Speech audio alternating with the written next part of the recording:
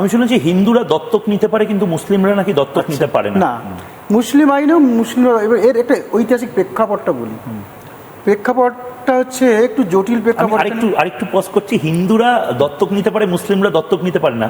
হিন্দুরা উইল তৈরি করতে পারে। শুভ্রাংশুদা, তুমি তোমার জমি জমা সব উইল করে যেতে পারো, মুসলিমরা নাকি উইল তৈরি করতে পারে না। মারা গেলে অটোমেটিক্যালি সেটা মানে ভগবানের কাছে বা আল্লাহর কাছে সেটা ডিরেক্টলি চলে যায়, মানে যেটা পরবর্তীকালে ওয়াকফ হয়।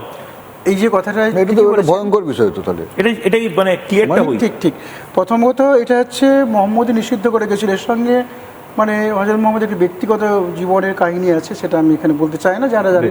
কিন্তু তিনি দত্তক নিষিদ্ধ করে গেছিলেন।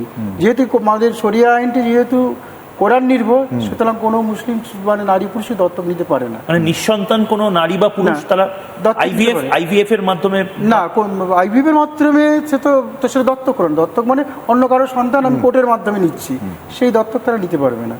আর এই যে ইয়তিমখানা বলে, যে ইয়তিমখানাতে এই যে অনাথ আশ্রমে যে বাচ্চাগুলো থাকে, তার তো কেউ দত্তক মানে ইয়তিমখানা সে তার বাবা মার নামে বড় হচ্ছে, কিন্তু কেউ দত্তক নিতে পারছে না। বুঝতে পেরেছি। আমরা যেমন ধরুন মানে তারা অনাথই থেকে যাবে। খ্রিস্টান মিশনারি বা যারা এই সমস্ত জায়গাগুলো করেছে, এখান থেকে কিন্তু অনেক অনাথ বাচ্চাকে দত্তক নেওয়া, আমার বন্ধুরাও নিয়েছে। কিন্তু মুসলিমদের ক্ষেত্রে এটা হচ্ছে না, কারণ সেখানে আইন, সেখানে একটা প্রতিবন্ধক। দ্বিতীয়ত যেটা উইল, শরিয়া আইনে বলছে তুমি তোমার যে প্রপার্টি তার 1/3 বেশি উইল করতে পারবে না। এটা আমার কাছে একজন ভদ্রলোক এসেছিল, সত্যিকারে খুবই ভালো মানের মানুষ, যে আমি আমার সমস্ত সম্পত্তিটা কলকাতা ইউনিভার্সিটির নামে উইল করে যেতে চাই। তিনি উইল করতে পারলেন না।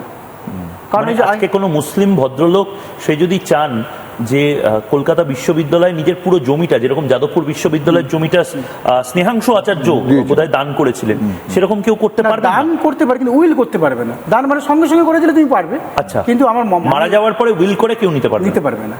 এই যে জায়গাটা তাহলে, এবং অনেকে ধরুন আছে যারা সত্যি মানে দান করতে পারে মুসলমানরা। হ্যাঁ, দান করতে পারে, জমি দান করতে পারে, জমি দান করতে পারে। আর জমি দান করার পর তো মানে সব থেকে যেটা এমনি একটা কথা আলোচনা হয়, একটা কথা বলছি, যখন কোথাও ল্যান্ড কিনতে যায়, ধর তুই জমি কিনবি কোথাও, তখন যদি বলে মুসলমানের জমি, সেখানে বহুত মুশকিল।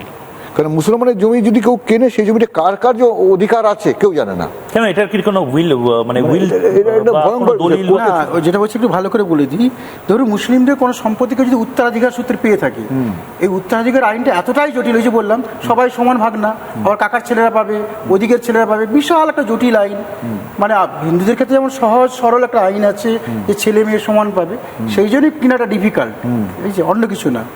তো যেটা বলছিলাম যে তাহলে সেই ভদ্রলোক এসেছিলেন যে তার মেয়েকে তিনি পুরো সম্পত্তি উইল করে দিয়ে যেতে চান, করতে পারলেন না, কারণ 1/3 বেশি করা যাবে না। বাকিটা কি হবে?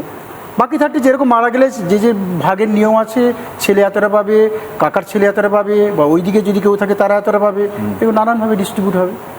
নানা ধরনের কন্টেন্ট দেখার জন্য লাইক করুন, শেয়ার করুন আমাদের ফেসবুক পেজ, সাবস্ক্রাইব করুন আমাদের ইউটিউব চ্যানেল।